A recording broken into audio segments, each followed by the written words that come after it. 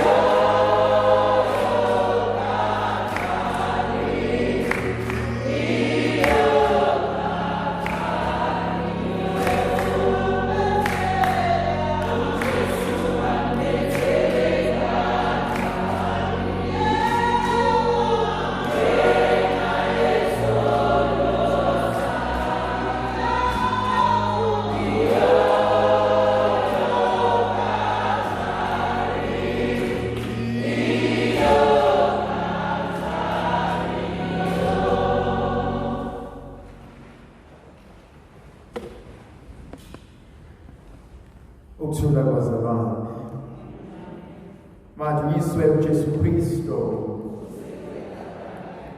Namhlanje ithandwa zami ngifisa ukuba sibuke ivangeli likaJohannes chapter 13 from verse 1 to verse 11. Ngaphambi komkhosi wePhasika uJesu esazi eqonda ukuba ihora selifikile ukuba amuke kulomhlaba abuyele kuBaba. Esebathanda bakhe emhlabeni wabathanda kwaze kwaba sekupheleni. When Jesus knew that the hour had come to depart out of this world to the Father, having loved his own who were in the world, he loved them to the end. There are a few things that I would like us to unpack. The first one, having known, he came to know that his time on earth is about to end. uJesu wayazi kahle kamhlophe ukuthi sesifikile isikhathi sokuba indodana yomuntu ikhasimuliswe. Ngiyazi ukuthi ngiyakufa kodwa ngazi ngiyakufa nini. And so every day becomes a day closer to my death. But uJesu, having come to realize ukuthi I'm about to finish that which I am destined to do. There's so much that is going on. There's so many mixed emotions. Enhlizweni yakhe. Eyoqala ubuka ukuthi naba abantu engibathandile engibathandayo engifisayo ukuba ngibe nabo. Athi uPaul Paul ngiyafisa ukuhamba ngeNkulunkulu Baba kodwa ngiyafisa futhi ukuhlala nani. And so you can see this dilemma in the heart of Jesus. While I want to go to be with the Father, I also want to be with you. While I want to save you, I also want to live in the spirit and in the physical sense, Nani. And so the first thing for me that comes to my mind, having known he knew the hour, but how does he spend the last hour of his death? How will I spend my last hour of my death? How will you spend your last hour of your death? And so Jesus, there's one thing that seems to characterize this last hour. He wants to spend it loving his own. And so Jesus usibizela enkonzweni yokuthanda.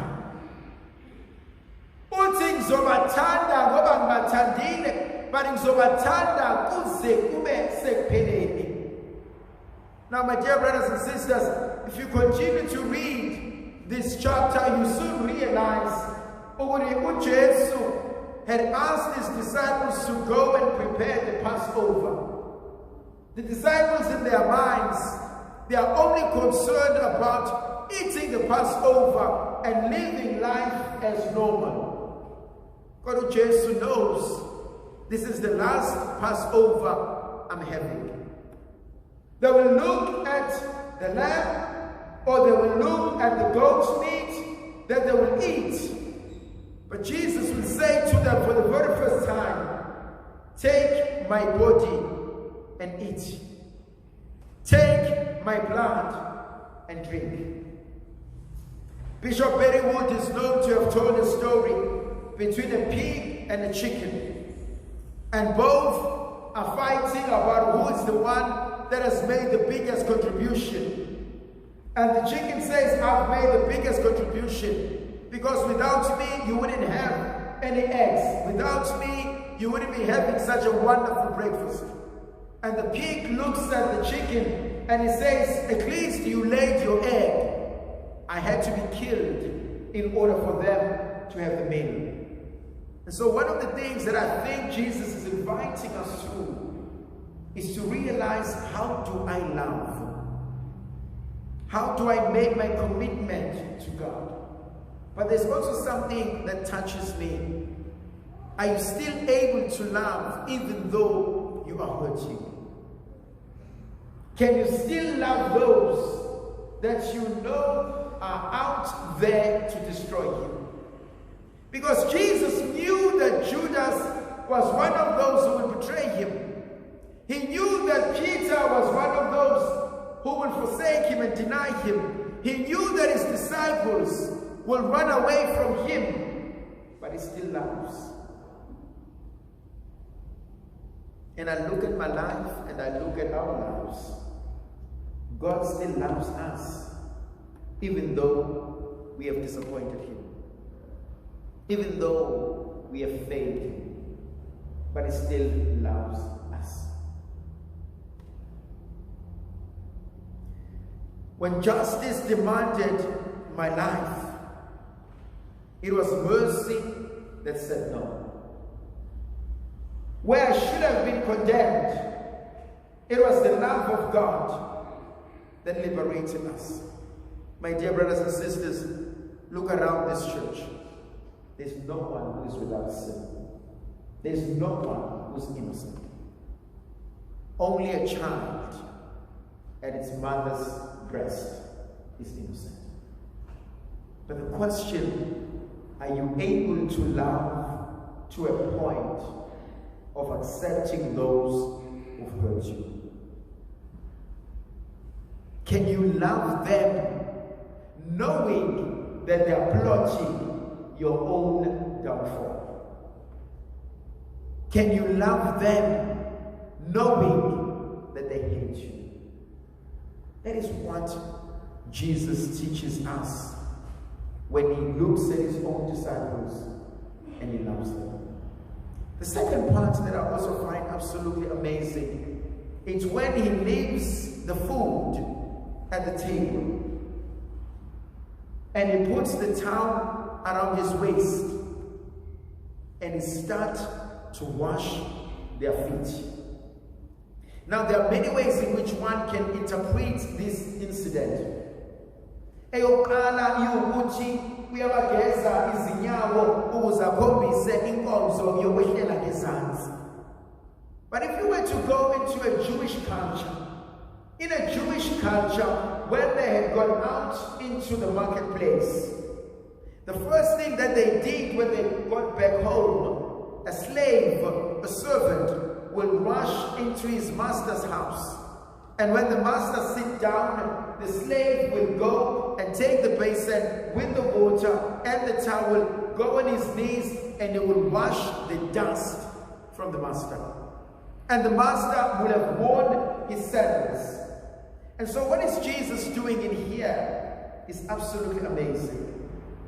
One, he acts as a servant, as a slave.